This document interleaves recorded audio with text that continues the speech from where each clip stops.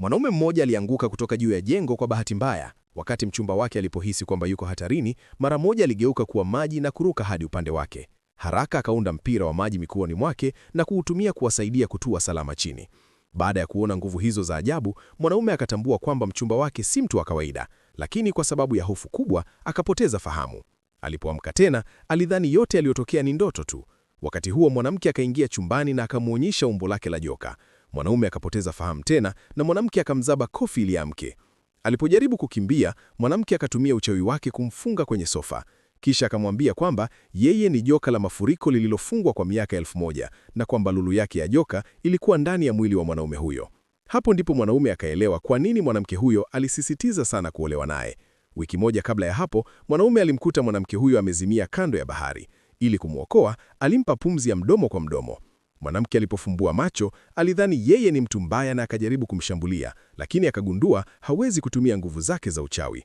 Alipoona moyo wa mwanaume unatoa mwanga, akagundua kwamba lulu yake ya joka imeingia ndani ya mwili wake. Mara moja akamkimbilia na kumbusu kwa nguvu. Lakini alirudisha nguvu kidogo tu na lulu ya joka ikaendelea kubaki ndani ya mwanaume. Ili kuipata tena, mwanamke alikuwa tayari kumuumiza mwanaume, lakini msaidizi wake akamzuia. Mvulana huyo akamwambia kwamba akilazimisha kuiondoa lulu hiyo, nguvu zake za uchawi zingeharibika vibaya. Kisha akampa pete ya ajabu.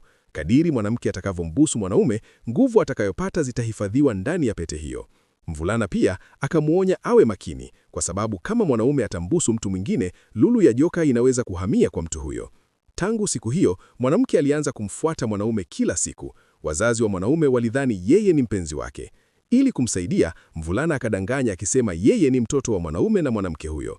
Kwa mshangao mkubwa, wazazi wa mwanaume waliamini kabisa. Mama yake mara moja akamkemea mwanaye kwa kutokuwa na uwajibikaji. Kisha akatangaza kwamba mwanamke huyo atakuwa mchumba wake kuanzia sasa. Mwanaume alikasirika sana, akang'oa nywele mbili za mvulana akisema anataka kufanya kipimo cha DNA. Lakini kabla majibu hayajatoka, wazazi wake walimlazimu mwanamke na mvulana kuhamia nyumbani kwake. Hapo ndipo mwanaume akaanza kuamini kweli kwamba mwanamke ni joka, baada ya kuona nguvu zake kwa macho yake mwenyewe. Mwanamke akamuonya asiseme siri yake kwa mtu yoyote. Lakini mwanaume alikasirika kidogo kwa sababu awali alidhani mwanamke anamfuata kwa sababu anampenda. Ili kumfurahisha, mwanamke akaamua kumsaidia kulipiza kisasi. Kumbe mwanaume alikuwa amesukumwa kutoka kwenye jengo kwa adui yake. Wakati huo, adui huyo alikuwa anajiandaa kukimbilia nchi nyingine. Mvulana akatumia uchawi kusimamisha gari la adui huyo. Aliposhuka, mvulana akageuka kuwa kasa mkubwa wa baharini. Adui huyo akaogopa sana hadi akazimia papo hapo. Sekunde iliyofuata, mvulana akamgeuza kuwa mbwa.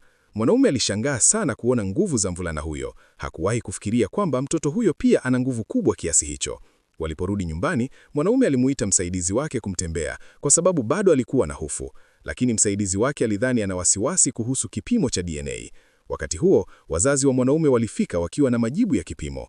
Kwa kuogopa kwamba siri ya mwanamke itafichuka, mwanaume akachukua majibu haraka. Baada ya kuona ishara ya onyesho kutoka kwa mvulana, akalazimika kusema uongo kwamba mvulana ni mtoto wake wa kweli. Lakini wazazi wake waliposikia hivyo, mara moja wakaanza kupanga harusi yake. Utaka sehemu inayofuata? Andika next kwenye comment.